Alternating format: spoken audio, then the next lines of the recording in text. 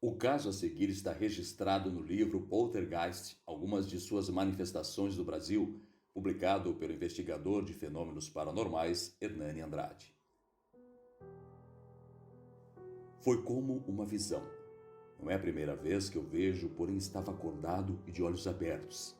Vi a mão e o braço de fera, de monstro, não de homem. Era muito forte e grande, unhas muito agudas, com 14 a 15 centímetros, curvadas, pretas e lustrosas. O pelo era vermelho, fino, brilhante, assentado como de onça vermelha. As unhas curvadas eram amoladas por cima. Essas foram as palavras de Pedro para descrever a entidade que atacava sua família, que pelo menos em um primeiro momento causava apenas rasgos na mobília. A primeira fase desses fenômenos é marcada por uma manifestação mais branda, sendo que os cortes eram dirigidos apenas contra objetos. Mas após um ano, do ressurgimento da atividade paranormal, a entidade revela-se mais agressiva do que anteriormente. Marcos é o filho de Pedro. Segundo seus depoimentos, as manifestações, após cessarem em abril de 1973, retornam com uma experiência marcante no dia 2 de maio de 1974. Sobre isso, ele conta.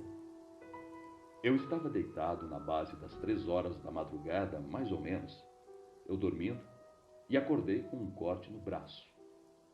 Durante esse acontecimento, Marcos dividia a cama com sua então mulher, Noêmia, o que levanta suspeitas do investigador que indaga se ela não havia presenciado algo de estranho.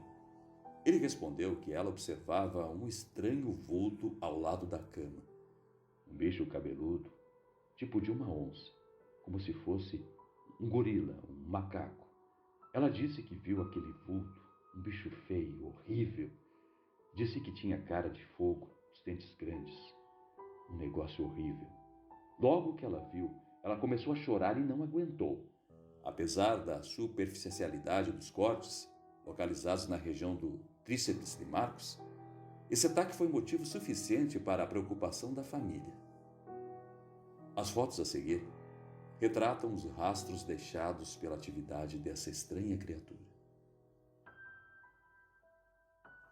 As manifestações, que se iniciaram com pequenos rasgos em móveis e pedras arremessadas na direção da casa, agora se dirigem contra os moradores e produzem estranhos focos de incêndio, cujas causas mais evidentes foram descartadas devido à peculiaridade das produções incendiárias.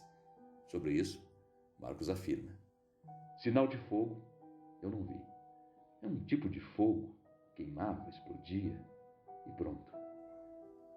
Então um dia, escutam-se gritos vindos da sala. Era a filha de uma amiga do casal, Marcos e Noêmia. Após isso, todos correm em direção à garotinha, que sangrava. Um corte aparecera em sua perna esquerda, profundo o suficiente para ver um pedaço da parte interna. Infelizmente, Pedro afirma: ninguém sabe o que a menina viu, porque ela não disse o que viu. Mas ela gritou, e quando a mãe correu, a menina já estava cortada. Pedro mudou-se e foi para Guaianazes. Enquanto isso, Marcos continuou morando ali na casa que foi vendida posteriormente. Essa decisão seria provisória, pois sua esposa estava grávida e, após o nascimento do filho, escolheriam um novo lar. Porém, em Arthur Alvim, onde moravam por 2 meses, os fenômenos continuariam. Em 1974, a família volta para Guarulhos e por 15 dias não houve nenhum ataque. Ainda na primeira casa, alguns pratos sumiriam misteriosamente para serem encontrados por Marcos debaixo de sua cama, sem explicação.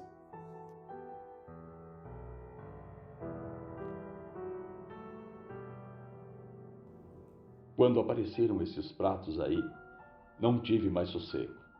Eu creio que voltou tudo nos pratos.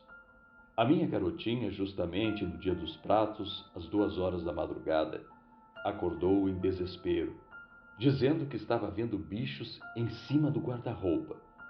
Ninguém conseguiu mais dormir naquela noite. Em 1976, data da penúltima visita, ocorreram certas manifestações mais brandas, porém tudo parou eventualmente. A família atribuiu o fim dessa confusão toda aos exorcismos conduzidos por pastores.